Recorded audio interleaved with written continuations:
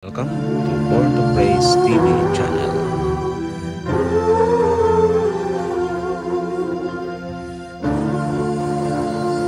Nabati niya ang dako nga kahadlok tungod kay siya na lang usa sa iyang nga paminaw tungod kun aning tawhanon nga pagbati ni Elijah.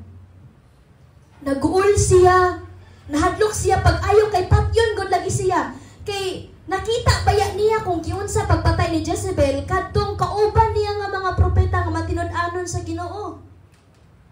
He ran for his life and he journeyed in the wilderness. Niadto siya sa kamingawan. Ug tungod sa labi niyang kahadlok, kagul-anan, ug tungod sa paminaw niya siya na lang usa, he asked for death. Ganahan na siya mamatay.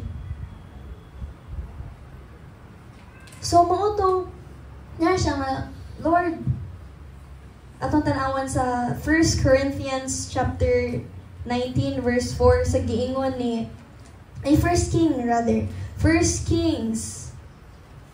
chapter 19 verse 4. Apan siya mismo ni padayon og balik usa ka adlaw nga panaw ngadto sa kamingawan og miabot siya og milingkod sa ilalom sa kahoy og nangaliya siya sa Ginoo nga mamatay na unta siya. Maingon siya, husto na o Ginoo, maayo pag mamatay na lang ako. Grabe ang naagian ni Elijah nga paglutos aning panahona. Grabe ang iyaha nga nasinati aning nga panahona nga ganahan siya nga ang mga katawhan sa Dios mo balik diha sa Ginoo. Apan mauni ang nahitabo. Ang hari na noon sa Israel ang ganahan nga mukuha sa iyaha nga kinabuhi. So, ug kamo mo'y nasa lugar ni Elijah aning panahona, what will you do? Elijah was very distressed. Ganahan na siya mamatay. Imagine na, nakigistorya ang Ginoo niya. Nagparayag ang Ginoo og daghang miracles diha niya.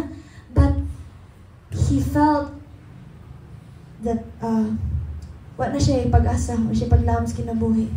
Grabe ang kabalaka sa iyang hunahuna. He was greatly troubled.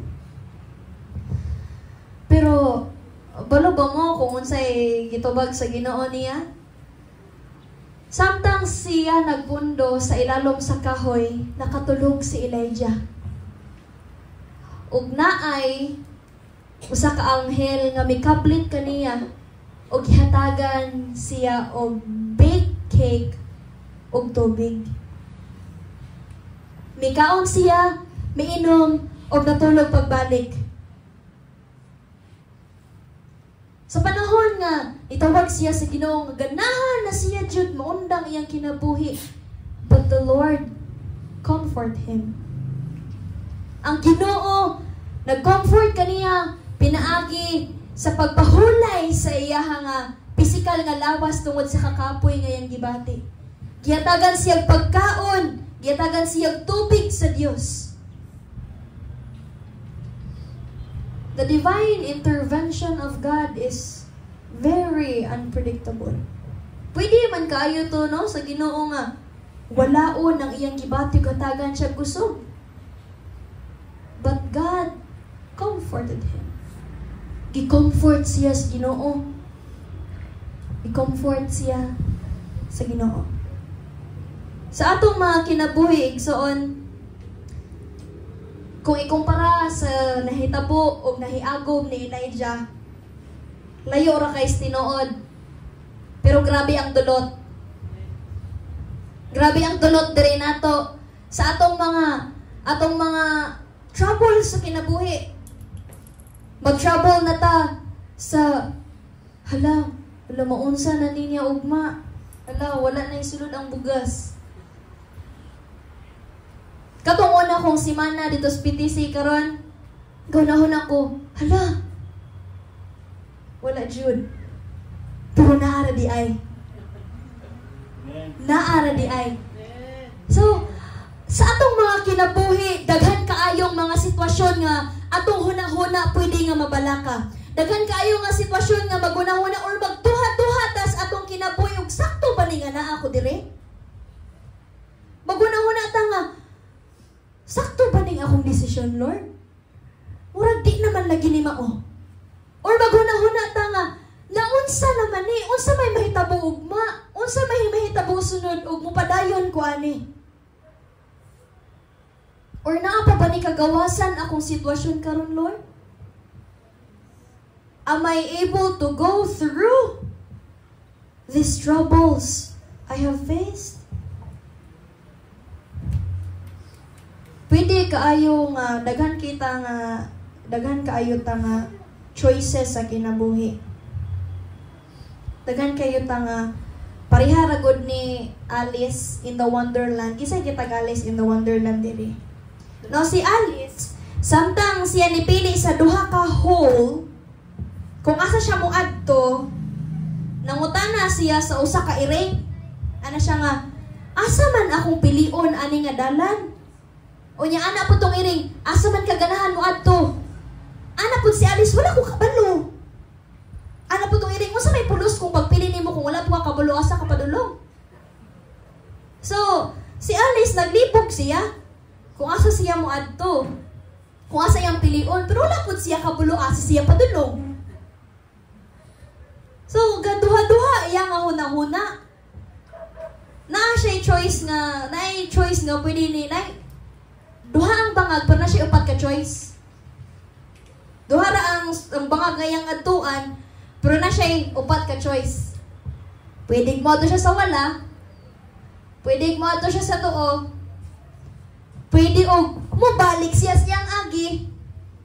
O pwede magpabilin ra siya ng sitwasyon nga naglibog siya. So, daghan kayo nga mga sitwasyon sa atong kinabuhi ug daghan gyud kitang choices nga malampuasan ang trouble sa atong mind. Usahay kung trouble kayo atong mind, usahay ganahan tang solusyonan. Usahay ganahan putang musamot. Usahay ganahan putang nga taligdan ra na nga trouble kira na. Usahay pud ganahan tang masolusyonan. O ganahan ta nga mahatagan og kalinaw ang kabalaka sa atong hunahuna. So, of course, isip usa ka alagad sa Ginoo ug isip usab tawo. Ganahan gyud ta nga nay kalinaw atong hunahuna. Kinsa gud puy ganahan kagubot? Kinsa gud puy ganahan nga ato ang ugma nga mahimo nga gubot? Pero usahay magubot tungod kay di mao atong pilion. Usahay nga mahimo nga gubot tungod kay wala ta maghuna-huna og maayo ba? Wa ta nato gihuna-huna og maayo. Samtang naapat sa panahon nga okay pa ta. Samtang naapat sa sitwasyon nga everything is still okay.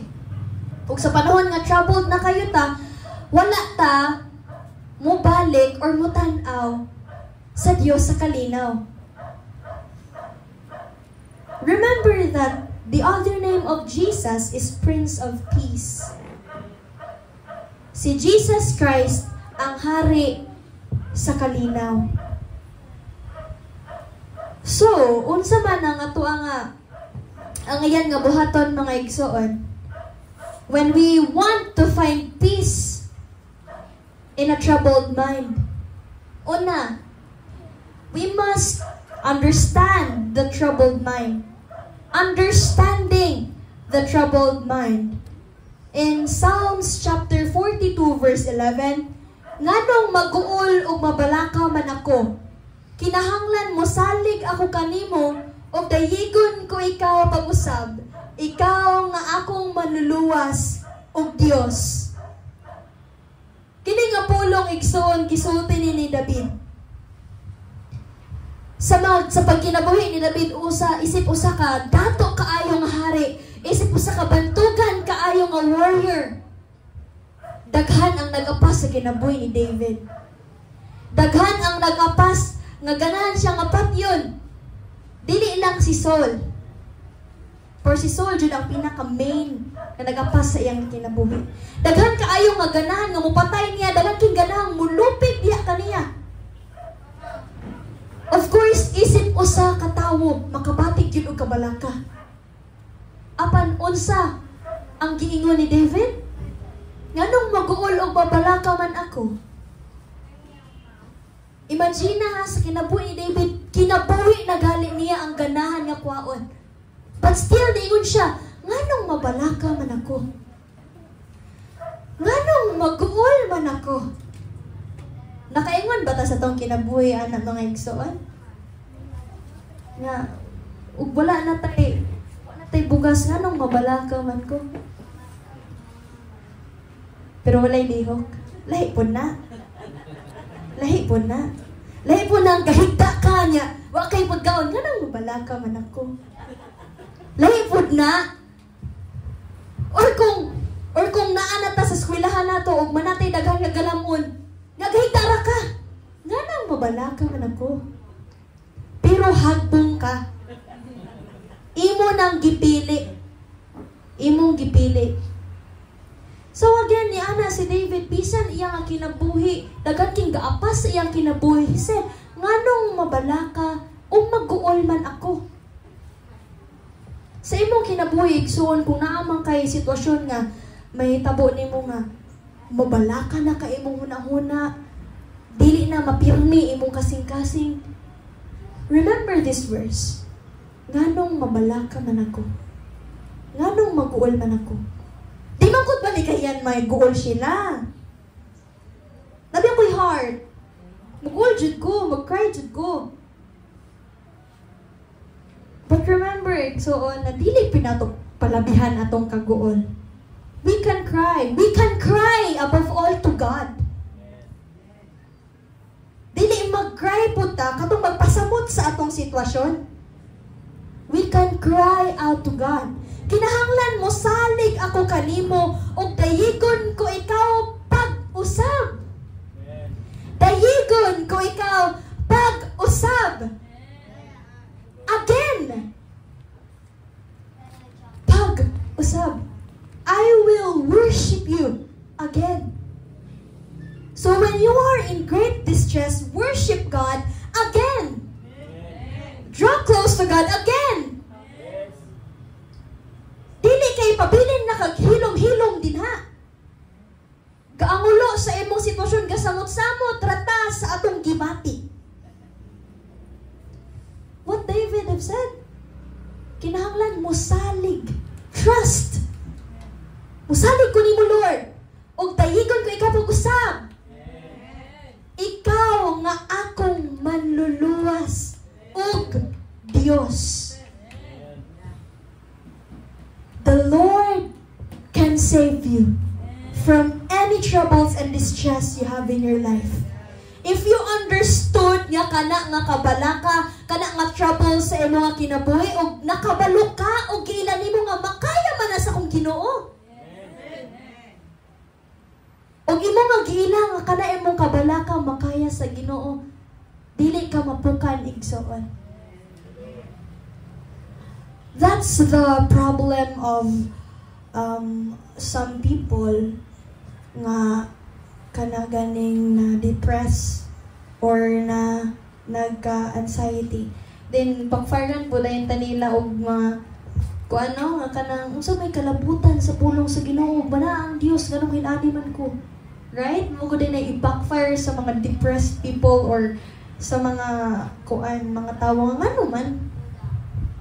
Pero if nakasabot lang yun sila sa ilang sitwasyon ug nailalang yun nila ang Ginoo, dili man ingon na, di man umugo ka basa sa pulong sa Ginoo, ug tanan nakadungog sa pulong sa Dios.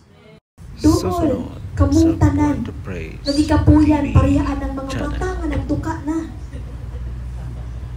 Doon ka. Thanks for watching. Please don't forget to subscribe, comment, like, and share.